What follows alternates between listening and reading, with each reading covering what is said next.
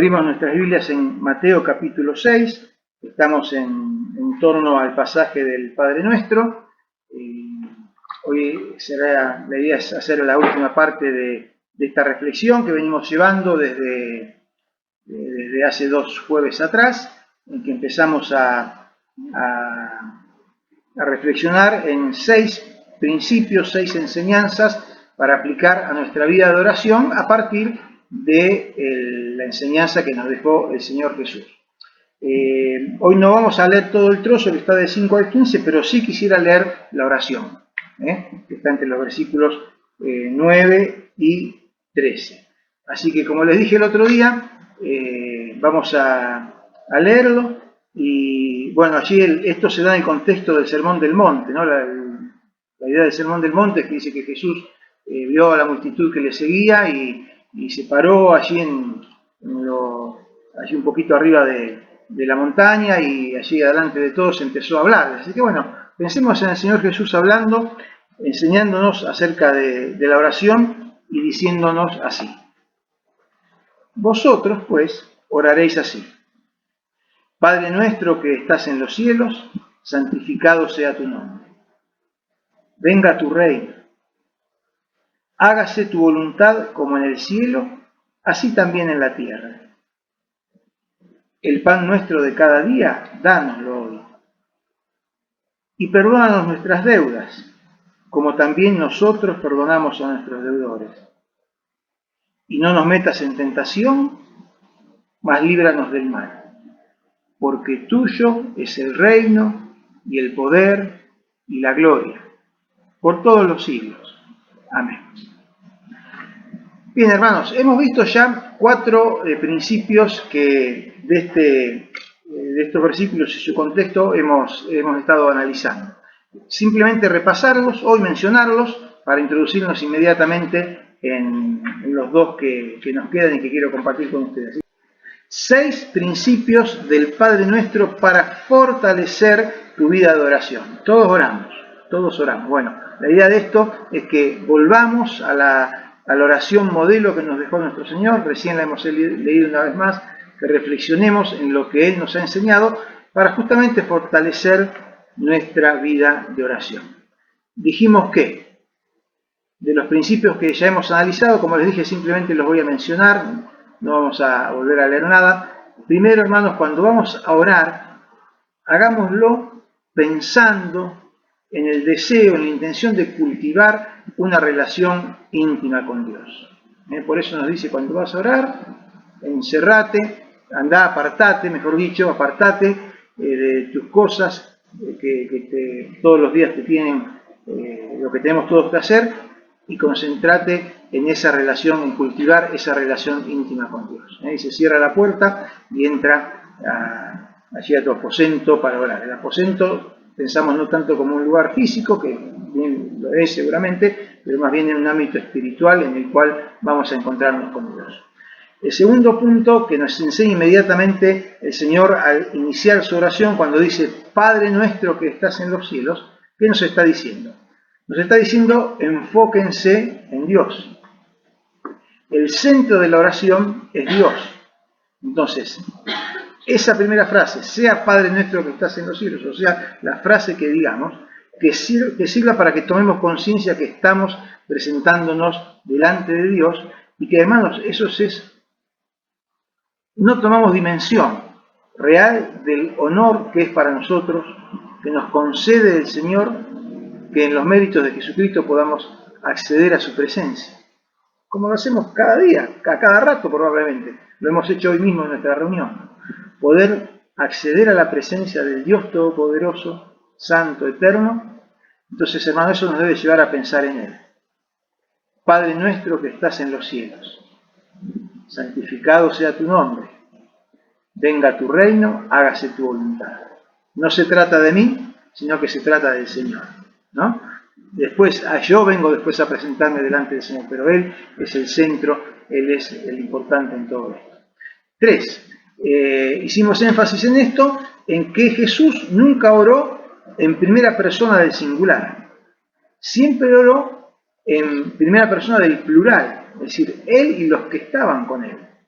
Padre nuestro, danos, el pan nuestro, perdonanos, no nos metas, etcétera, etcétera. Siempre habló en plural, siempre incluyendo a aquellos que estaban con él. Entonces decíamos que esto nos lleva a la reflexión de que cuando oramos, que oramos cada uno por nosotros mismos, indudablemente, ¿quién no ora por sí mismo, por sus necesidades, por su vida?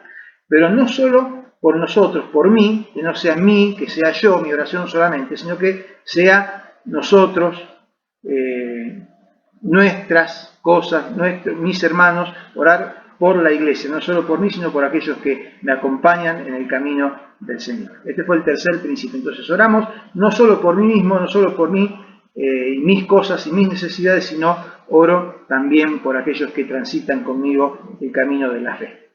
El cuarto principio que analizamos la semana pasada era orar con pasión misionera. Misionera en el sentido de la misión que Dios nos ha dado. Y decíamos que cuando el Señor nos dice que oremos, venga tu reino, que oremos, hágase tu voluntad, eso nos lleva a pensar que hay una tarea, hay una misión que Dios tiene en este mundo.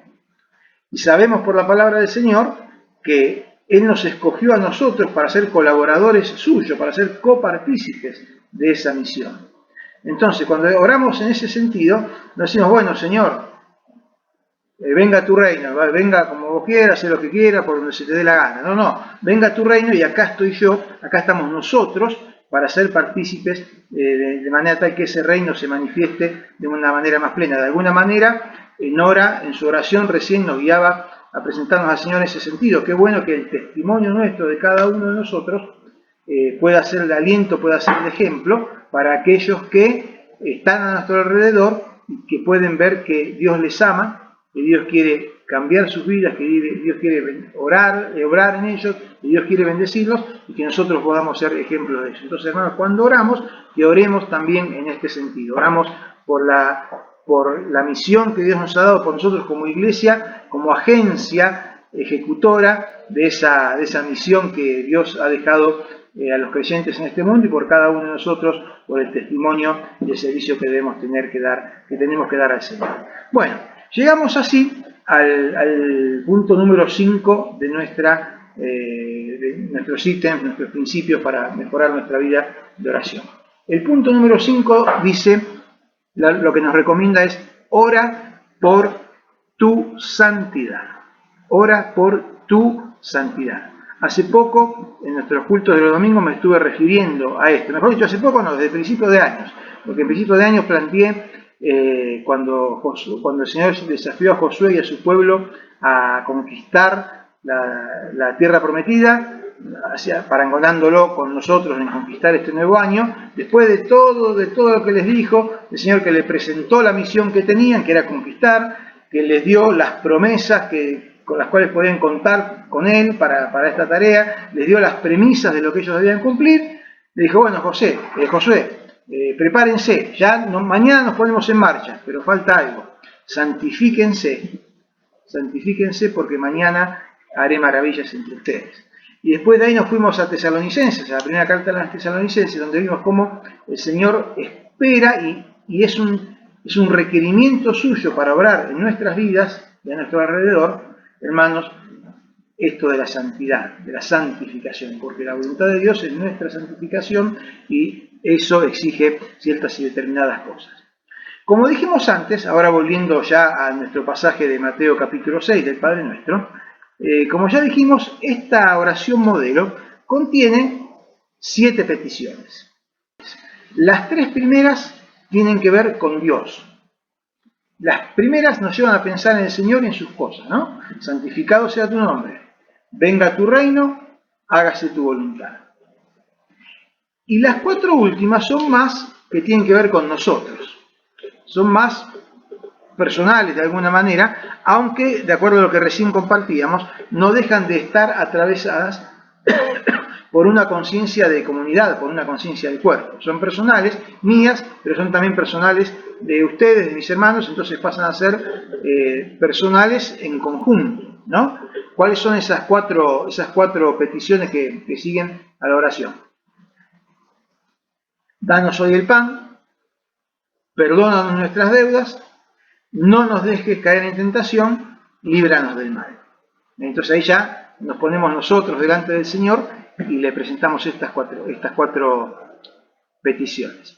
La primera de ellas, allí en el versículo 11, el pan nuestro de cada día, dánoslo hoy. Indudablemente que tiene que ver con nuestras necesidades, representadas en algo básico como es el pan. Pero allí en el pan podemos enganchar todo aquello que son nuestras necesidades personales, quizás de índole material, de índole física, por las cuales oramos al Señor. Insisto con una cosa, no es solo mi pan, sino por nuestro pan. No es solo mi necesidad, lo que yo necesito, sino lo que también mis hermanos necesitan, ¿no? Y quisiera hacerles mirar, al reflexionar en este versículo, el pan nuestro de cada día, dánoslo hoy, reflexionar en lo que dijo inmediatamente antes de presentar su oración, lo que dijo Jesús en el versículo 8, en la segunda parte. Ya él, antes de empezar, nos hizo una aclaración. Porque vuestro Padre sabe de qué cosas tenéis necesidad antes de que vosotros le pidáis. Eso lo dijo inmediatamente antes de orar. Entonces lo aclaró. Después nos enseña a pedir al Padre por nuestro pan de cada día. Pero ya nos dijo, antes de empezar, dijo, muchachos, chicas, discípulos míos, hijos míos, el Padre Celestial ya sabe de qué cosas ustedes tienen necesidad antes de que le pidan. Ahora bien, después de eso, unos renglones más abajo, nos enseña a pedir por nuestras necesidades.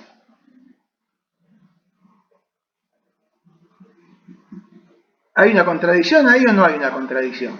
Primero dice, el Padre ya sabe las cosas que ustedes necesitan, pero después nos empieza a enseñar a orar y dice, pidan por sus necesidades. Bueno, yo creo que hay en esto algo que tiene que ver con lo que es la oración.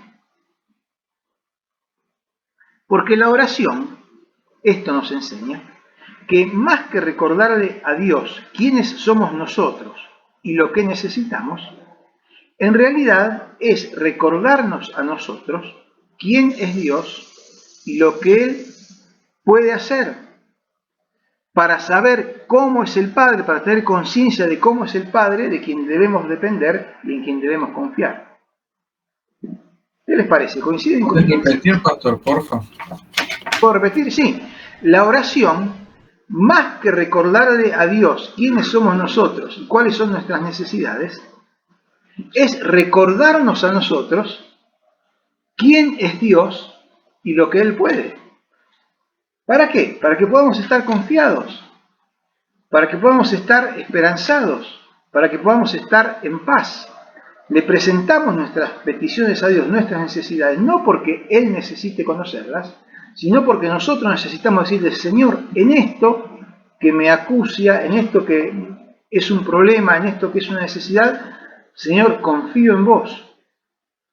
Y en esa palabra pan, ustedes reemplácenla por lo que quieran, por lo que sea su situación, algunas de las cuales hemos estado orando. Entonces le decimos, Señor, vos esto ya sabés, no hace falta que te lo diga, pero yo necesito decirte, quiero decirte que confío y espero en tu obrar en cada una de estas necesidades. ¿Se dan cuenta? Podemos coincidir en ese pensamiento, porque si no, ¿qué sentido tendría que Jesús nos diga, el Padre ya sabe? Y después nos dicen, pídanle por sus necesidades. Hermanos, es más para nosotros que para el Señor. Entonces tengámoslo presente. Oremos, Señor, danos el pan de cada día. Estoy necesitando esto, estoy necesitando aquello. Pero no como si Dios no supiera, sino depositando nuestra confianza, entregando eso al Señor y entregándonos a su voluntad. De esa manera podemos, cuando nos presentamos delante de Él y tomamos conciencia de a quién le estamos orando, por eso tiene un orden esto, ¿no? Cuando tomamos conciencia que le estamos orando al Dios eterno, todopoderoso, santo, etcétera, etcétera, podemos entonces derramar nuestro corazón con nuestras necesidades delante de Él y saber que Él, que es el Padre amoroso y ya sabe cuáles son esas necesidades, va a estar respondiendo en la medida de nuestra confianza y de nuestra esperanza en Él. Bueno, Cubierto este aspecto de nuestra oración, las tres peticiones que siguen tienen que ver mucho con nuestra vida espiritual. Yo decía que en el pan simbolizamos mucho de nuestras necesidades físicas, nuestras necesidades materiales, pero lo que sigue tiene mucho que ver con nuestra vida espiritual y particularmente, creo yo, con nuestra santidad. Por eso el título de este ítem, del punto 5, de nuestro quinto principio, es Ora por tu santidad. De estas peticiones, que ahora las vamos a repasar, podemos concluir que es más importante orar por nuestra santidad que por cualquier otro aspecto de nuestra vida. Claro que podemos orar por necesidades materiales, como ya dijimos, el pan diario, porque en el fondo es una evidencia de confiar en el amor de Dios y en su actuar. Pero nuestras oraciones, hermanos, no deben limitarse, no termina ahí la oración que Jesús nos enseñó. No dice, Padre nuestro que estás en los cielos, santificado sea tu reino, venga tu nombre, hágase tu voluntad, el pan nuestro de cada día danoslo hoy, amén. No termina ahí, nos enseña algo más el Señor. Y nos enseña a orar bajo lo que podríamos resumir de alguna manera con la frase, orar por nuestra santidad. Nuestras oraciones se deben orientar en gran medida al deseo de vivir con una justicia superior, porque Jesús comenzó al principio de este sermón, y lo expresa claramente en varias partes, pero por ejemplo en el capítulo 5, en el versículo 20, un poco antes de lo que hemos leído, donde dice, porque les digo que si vuestra justicia, la nuestra, no fuese mayor que la de los escribas y los fariseos, no entrarán en el reino de los cielos. Entonces el Señor nos desafía, y cuando habla acá de nuestra justicia, se refiere a nuestro estilo de vivir, a nuestra manera de expresar los resultados de ser hijos de Dios, a la rectitud, que muchas veces es un sinónimo de justicia en este contexto como que estamos leyendo. Eso nace de un corazón entregado a Dios. Sí, Nora. Me hizo acordar a la primera carta de Pedro, cuando en el Padre Nuestro nos reconocemos como hijos. Y en la primera carta de Pedro dice, y como hijos obedientes, no nos conformemos a los deseos que antes teníamos. Y yo digo, a veces pedimos como cualquier incrédulo. No pedimos como hijos que sabemos qué padre tenemos. Exacto. Seguimos pidiendo como un incrédulo, muchas veces. Claro. Gracias. Gracias por hacernos pensar en eso. Y hermanos, justamente esto que estamos haciendo y reflexionando en estas cosas es para desafiarnos a mejorar, a crecer en nuestra vida espiritual. Y la oración, créanme hermanos, que tiene mucho que ver con nuestra vida espiritual. Y cómo oramos y nuestra vida, cuánto estamos creciendo y cuánto estamos madurando en nuestra vida y en nuestra relación con el Señor, ¿no? Por eso estamos reflexionando en estas cosas. Y como bien decía Nora, citando a Pedro, no oren como lo hacían antes, no pidan a Dios como pedían antes. A nosotros, gente que no es creyente nos llama para pedir que oremos, ¿no? Prácticamente todos los días compartimos de eso. Bueno, ¿cómo piden ellos? ¿Y cuál es la diferencia a cómo pedimos a nosotros? ¿Cuál es nuestra relación con el Señor en esto? Bueno, nosotros sabemos a quién le oramos. Bueno, todo lo que venimos diciendo precedentemente a este momento, ¿no? Bueno, la primera oración de estas tres dice, perdónanos nuestras deudas como nosotros perdonamos a nuestros deudores. Estamos en el versículo 12, capítulo 6, versículo 12. Perdónanos nuestras deudas como nosotros perdonamos a nuestros deudores. Respecto a la segunda parte de la oración, como nosotros perdonamos a nuestros deudores, ya comentamos cuando mencionamos el principio número 4 de orar no solo por mí, sino por la iglesia, ya comentamos algo diciendo que al orar por los demás, cuando oramos por todos, cuando decimos los demás, me refiero a todos los demás, probablemente detectemos situaciones de necesidad de perdón. Quizás aparezca eso, voy a orar y bueno, el Espíritu Santo me presenta, fulano de tal. Quizás detectemos entonces, guiados por el Espíritu Santo en oración, situaciones de necesidad de perdón. Así que eso ya lo hemos hablado y debemos hacerlo, porque En los versículos que siguen, el Señor nos dice que tenemos que hacer lo que es necesario que así sea. Entonces vamos a pensar ahora en la primera parte de la petición. Perdónanos nuestras deudas. Perdónanos nuestras deudas, nos dice el Señor que le oremos al Padre. Perdona nuestras deudas. Hermanos, triste es el estado del creyente que peca deliberadamente, sabiendo que va a pecar y aún así todo va y peca. Triste es el estado del creyente que peca deliberadamente. Pero bueno, pensemos que son casos excepcionales, situaciones excepcionales, porque una persistencia en esa situación, dice la Biblia, es motivo de duda acerca del verdadero estado espiritual de tal persona, ¿no? De eso habla bastante Pablo en la carta a los Romanos. Pero, entonces dejemos esa situación, pensemos que no, dejémosla aparte.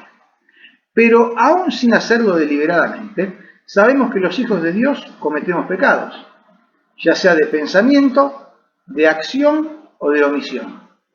Porque pensamos algo que a Dios no le agrada, porque hacemos algo que Dios nos dice que no debemos hacer, o porque omitimos de hacer algo que la Biblia sí nos exhorta que hagamos. Hermanos, tal pecado, hecho no deliberadamente, hecho no a propósito, pero bueno, hecho en fin, debe ser reconocido delante de Dios, debe ser confesado y debe ser pedido de perdonar por parte de Él. Esto es lo que nos está diciendo el Señor. Nuestro pecado, sea cual sea, debe ser reconocido delante de Dios, confesado en la oración y pedido de perdonar. El pecado no confesado y por lo tanto no perdonado, yo lo comparo a una herida física, una herida en el cuerpo, ¿no? Que de no ser tratada adecuadamente y sanada, termina infectándose y generando problemas mayores. ¿Les ha pasado alguna vez? Un pequeño corte, que bueno, no le dimos bolilla, lo dejamos, se infectó, se agravó y puede terminar en cosas más o menos graves, pero cosas indeseables, generando problemas mayores. ¿No? Con el pecado no confesado, no reconocido, no confesado, no pedido de perdonar a Dios, es similar. Es como una herida que si allí la dejamos, se puede llegar a contaminar, se puede llegar a infectar y producir efectos peores y más indeseados todavía. La palabra del Señor nos exhorta a no contristar al Espíritu Santo. Y esto de no confesar nuestros pecados y pedir perdón, desluce, desmerece y debilita el obrar de Dios en nuestras vidas. Por eso debemos hacerlo. Así que, hermanos, cuando oremos, pongámonos la mano en el corazón en sinceridad delante del Señor y pidámosle perdón por nuestros pecados. Después dice, y no nos dejes caer en tentación. Esta frase genera sus dudas en cuanto a lo que significa realmente. ¿Por qué? Nos dice Santiago 1.13, los domingos a la mañana empezamos a estudiar en la escuela dominical la carta del apóstol Santiago, nos dice allí que Dios no puede ser tentado ni Él tienta a nadie. Así dice Santiago 1.13. Dios no puede ser tentado ni Él tienta a nadie. Así que, pensando ahora en la frase del Padre Nuestro, pedir que Dios no nos haga caer en tentación seguramente no es el sentido primario de la frase de Jesús, porque no le podemos decir al Señor, no nos metas en tentación cuando dice que Dios no tienta a nadie. ¿Está bien? Entonces tiene otro significado, otra cuestión detrás que debemos pensar un poquito. Podemos pensar que cuando habla de tentación aquí se refiere a prueba. Santiago también, y ya lo vamos a ver dentro de poco, hace la diferencia entre prueba y tentación. Dios sí nos prueba, y vaya si nos prueba. Pero bueno, a nosotros no nos gusta la prueba. Entonces podríamos pensar, Señor, no nos mandes pruebas. Podría ser quizás el sentido de la oración aquí en el Padre Nuestro. Dios sí nos prueba porque la diferencia entre prueba y tentación es cuál es el propósito que se busca detrás de eso. Dios nos prueba para que en nuestras vidas aflore y se afirme lo mejor. crezca nuestra fe, crezca nuestra confianza, aún en medio de la prueba. La tentación es para que aflore y surja lo peor, para que pequemos. Y eso viene de parte del enemigo, ¿no? Entonces, una forma sería pensar que se refiere a la prueba y la petición es un ruego para que el Señor nos evite pasar por ellas, aunque sabemos que las pruebas son parte de las herramientas para hacernos crecer y madurar. Así que nosotros podemos pedirle al Señor que no nos mande pruebas o que nos sostenga en pruebas, pero el Señor las pruebas nos las va a mandar. El Señor las pruebas nos las va a mandar. Pero bueno, siempre pedimos en medio de las pruebas que nos sostenga, que nos ayude, que nos haga ver cuál es su propósito y poder salir fortalecidos. Una traducción, una versión, traduce esta frase de esta manera. Dice, no nos dejes ser sacudidos. No nos dejes, Señor, ser demasiado zamarreados. Está bien, nos toca pasar, lo pasamos. Pero, por favor, no nos dejes ser zamarreados. Quizás, y esto lo planteo yo, quizás nos arrojen luz acerca del verdadero sentido de esta frase del Padre Nuestro, otros pasajes que encontramos en Lucas capítulo 22. Miren, acompáñenme por favor. Lucas capítulo 22.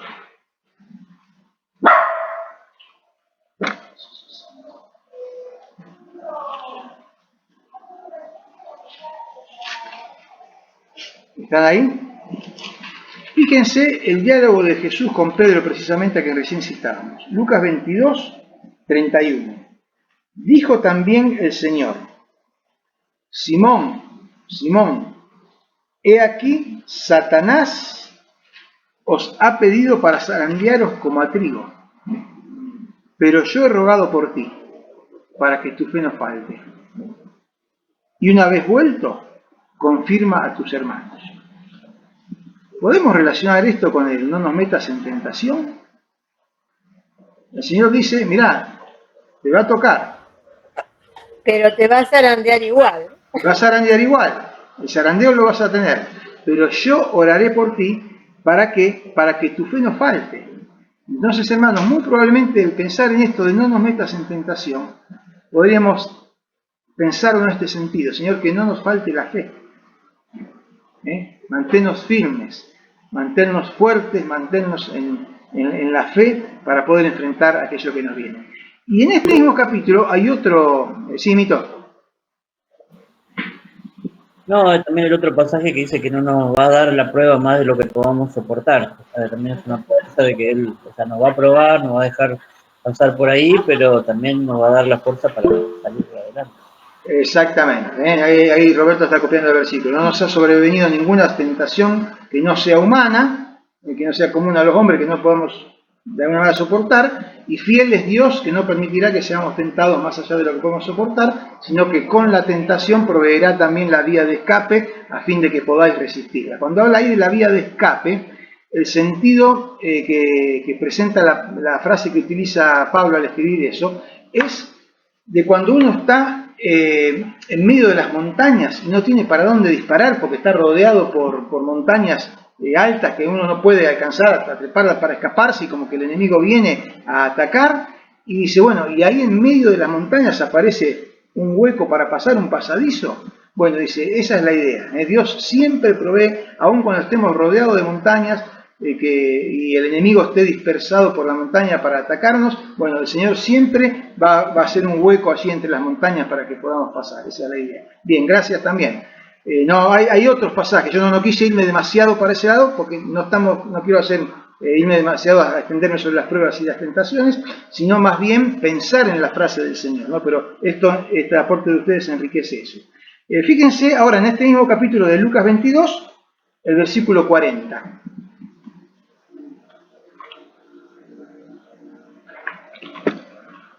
¿Lo leyeron? Cuando llegó a aquel lugar, Jesús con sus 3 discípulos, los 3 de siempre, les dijo, oren para que no entren en tentación. Oren para que no entren en tentación. Así que engancho esto que estamos diciendo y estos 2 encuentros de Jesús con sus discípulos, con Pedro y con los 3 después, para que pensemos en esa frase. Cuando decimos, no nos metas en tentación, el Señor dice, la tentación, la prueba va a venir igual. Oren para que no les falte la fe. Y después, un poquito más tarde, hay unos renglones más abajo, les dicen, oren para que no entren en tentación. La oración es una herramienta poderosa para no entrar en tentación, hermanos. Cuando no sepas qué hacer, orá. Eleva tu mente al Señor y orá. La oración es una herramienta poderosa para no entrar en tentación. Bien, la última frase dice, líbranos del mal. Esa es la tercera, la última petición de estas tres. Líbranos del mal.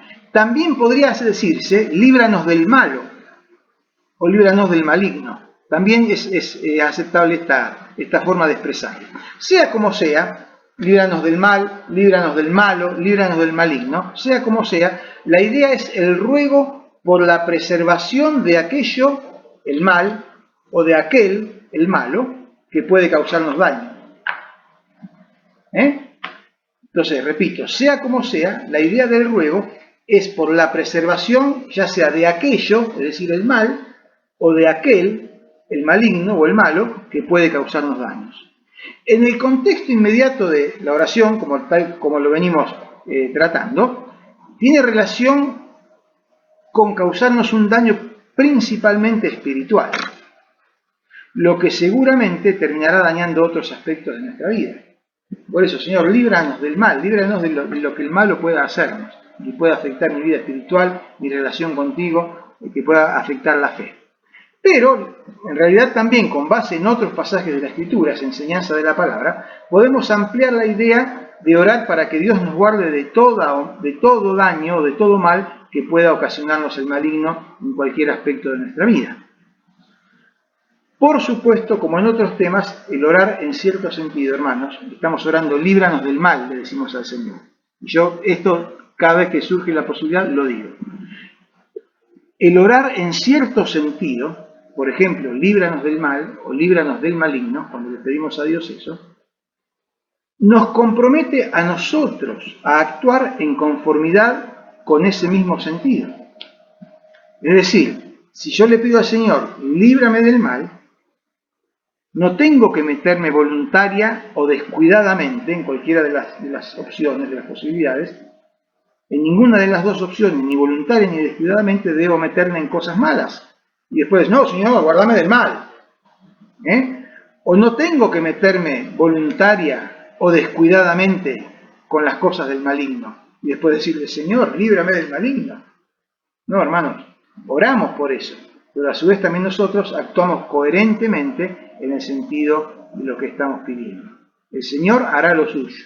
El Señor responderá, porque siempre responde.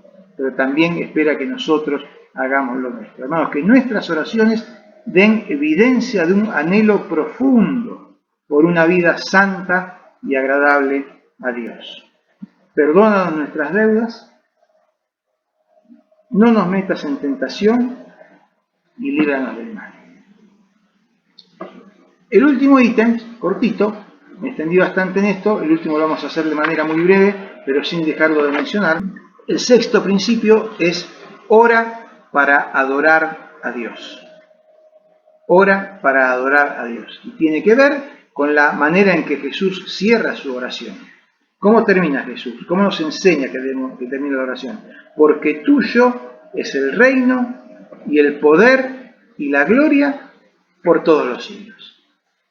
El Padre Nuestro termina como empieza, adorando y reconociendo a Dios.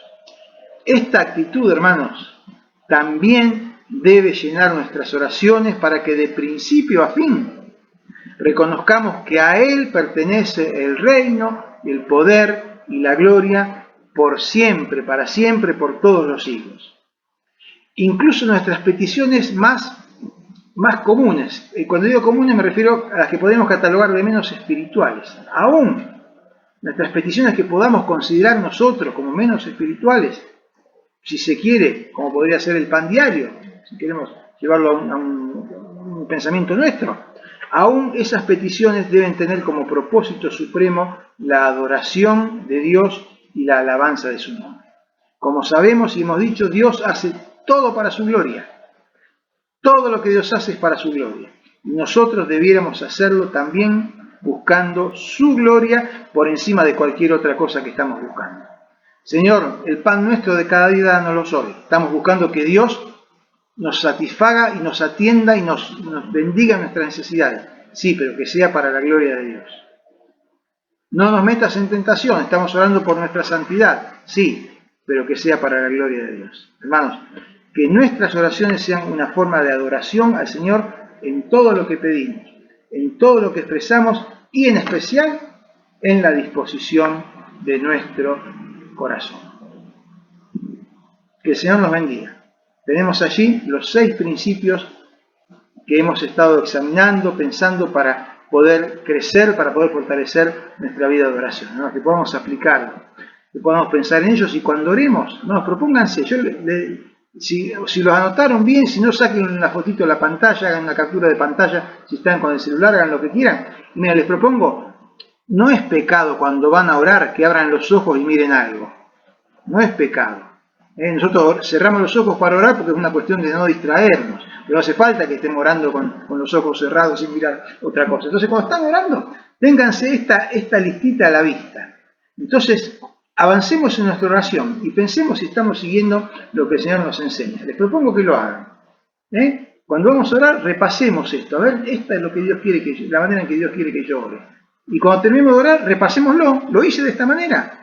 No por una cábala, no por una formalidad, sino, hermanos, para que realmente nos demos cuenta que cada uno de estos aspectos han estado sinceramente de corazón presentes en nuestras oraciones. Bien, hermanos, hasta aquí quería llegar con esto. Que el Señor nos bendiga, que realmente podamos disfrutar de nuestro tiempo de oración con el Señor y hacerlo de la manera que el Señor Jesús nos ha enseñado. Ahí podamos aplicarlo y realmente sentirnos que estamos creciendo también en este aspecto de nuestra vida. Que el Señor nos bendiga, hermanos, que el Señor nos acompañe en el término de esta jornada, en el día de mañana y en el próximo fin de semana en que nos estaremos viendo en el templo para compartir nuestras actividades como iglesia.